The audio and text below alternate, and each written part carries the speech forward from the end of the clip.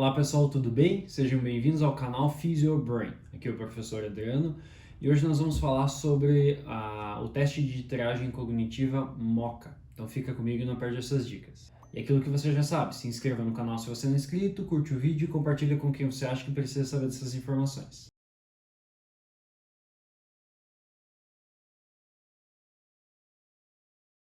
Então nós vamos falar sobre o MoCA, né? O Montreal Cognitive Assessment, que é, assim como o Mini-Mental que a gente falou em outro vídeo, um teste de triagem cognitiva. Então ele é muito utilizado para pesquisas científicas ou na prática profissional para tentar identificar possíveis alterações cognitivas que estão presentes, né, na vida de uma pessoa idosa, uma pessoa com alteração cognitiva, né, uma neurodegeneração, alguma coisa nesse sentido, ou qualquer outra alteração físico-funcional que pode repercutir nas funções cognitivas, e ele é utilizado para fazer essa primeira detecção. Ele não dá um laudo neuropsicológico, né, um laudo psiquiátrico, mas ele pode ser utilizado de forma complementar, né, e aí a gente utiliza bastante isso nos nossos grupos de pesquisa, eu uso na minha atuação profissional, e sempre que alguma alteração mais relevante é identificada, a gente faz os encaminhamentos, né, para um neurologista, para um neuropsiquiatra, alguma coisa, para que esses pacientes, essas pessoas tenham um atendimento adequado, correto, né, de acordo com aquilo que é a necessidade para aquela pessoa.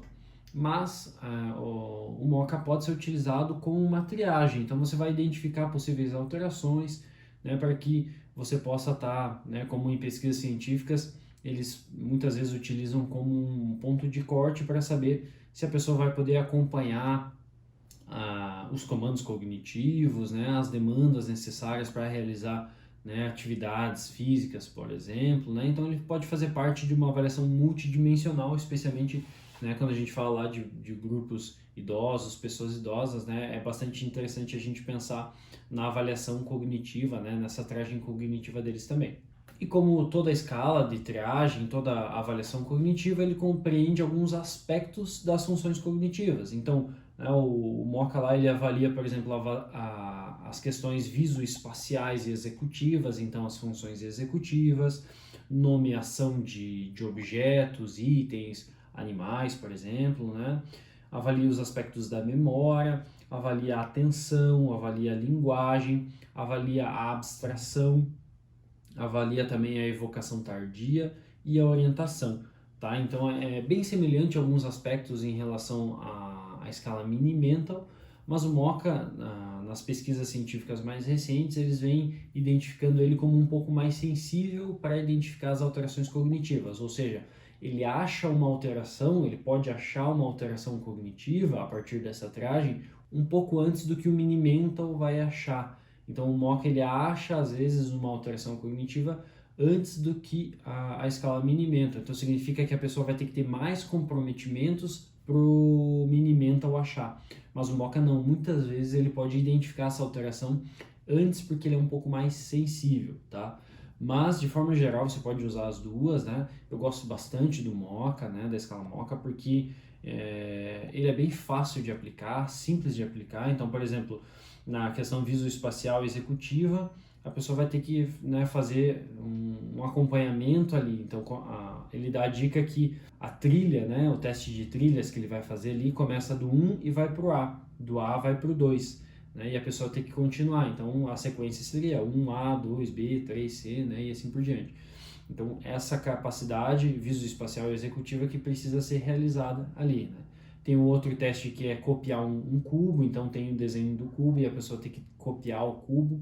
Eu, a primeira vez que eu fui fazer, eu me bati bastante para desenhar um cubo, né? Hoje eu já consigo desenhar um pouco melhor, já consigo copiar a ideia, né, ali de desenhar um cubo. Aí a pessoa vai fazer o teste do relógio, ela vai desenhar um relógio lá com os ponteiros, com os números também, né, apontando para 11 horas e 10 minutos. Vai nomear, e ali tem 3 animais para ele nomear quais são aqueles animais.